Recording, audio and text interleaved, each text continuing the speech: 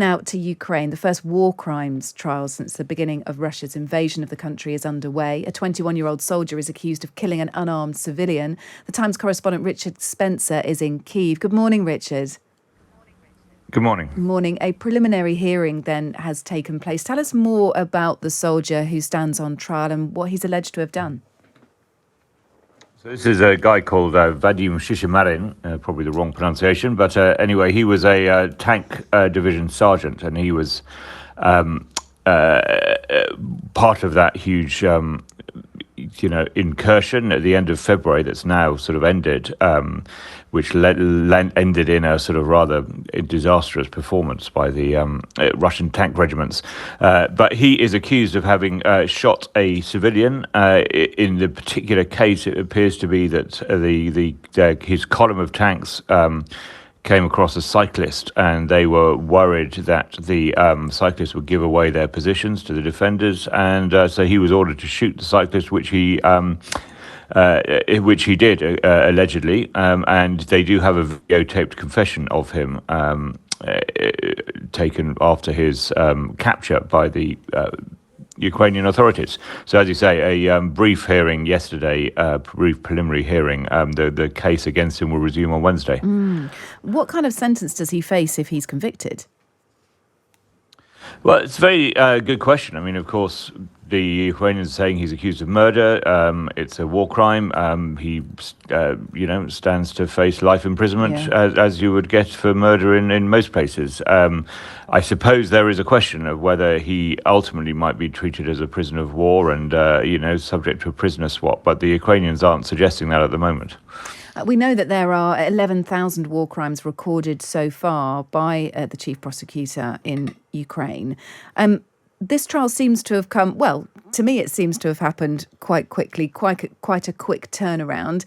Is that the case in your experience? And is there a danger of it being a show trial, being kind of a message of intention more than anything else? Yeah, I think it's a very interesting question. I mean, what's interesting about this war is how unusual it is in the modern context. We're used to rather sort of messier insurgency type wars, where often in the Middle East, for example, you don't have either side claiming to respect human rights to a very high degree. So in one sense, the fact this has gone through a formal process, while the war is going on, is deeply unusual. We've seen sort of the development of sort of transnational justice for such crimes, if you like, where, for example, Syrians have been put on trial in Germany for crimes committed in the Syrian civil war. In the context of, say, the Syrian civil war, a trial like this would have been seen as, peremptory and probably illegal justice. But we do regard, Ukraine as a modern state. It does have a judicial process that we respect, and this defendant is going through that process. But it is quite startling, if you like. We're used to the sort of the Nuremberg idea that you leave everything until the end, but of course that wasn't entirely what happened in the Second World War either. Richard, you're recently back in Kiev. Just give us a sense of the city. You will have had a chance to have a good look around now since I spoke to you yesterday. I just wondered if you could give us a sense of how the city's operating. Yeah, I mean, my immediate impression was sort of somewhat confirmed yesterday as I drove around the city and talked to people here. As I told you yesterday, I was here in March when it was a very different place, a very cowed city, afraid of afraid of encirclement. It was, people thought it might be encircled and besieged and bombed by this Russian column of tanks. And now, at first sight, the war seems a long way away. I met people fishing on the banks of the river. There's a couple of little sort of riverside beaches where people swim in the summer. No swimming going on yesterday, but people fishing and people out and about, cafes and bars open. You look a bit closer. I mean, it's still not normal entirely. I mean, there's still a lot of things that are shut. And of course, a lot of people have lost their homes, particularly on the west side of the city, where the most intense fighting was when the Russians were here.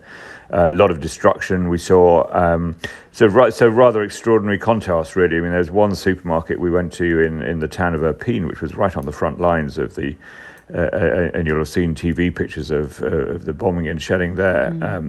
Just 6 weeks ago, we went to this supermarket, and it avoided being hit somehow. And if you went inside, you'd think yourself in a supermarket in Chipping Sodbury or something. It was sort of full of produce, people shopping, and then just around the corner, another one which had been totally blown in, and the block of flats above it had giant shell holes in, and there were guys, clearing up, and all the produce on the floor where it had been hit, and they'd got electricity back that day for the first time, yesterday for the first time, and so the managers had gone in to see what was what. So a hell of a contrast. Yeah. It looks fascinating to hear from you. As ever, do take care. Times correspondent in Kiev at the moment, Richard Spencer. Thank you.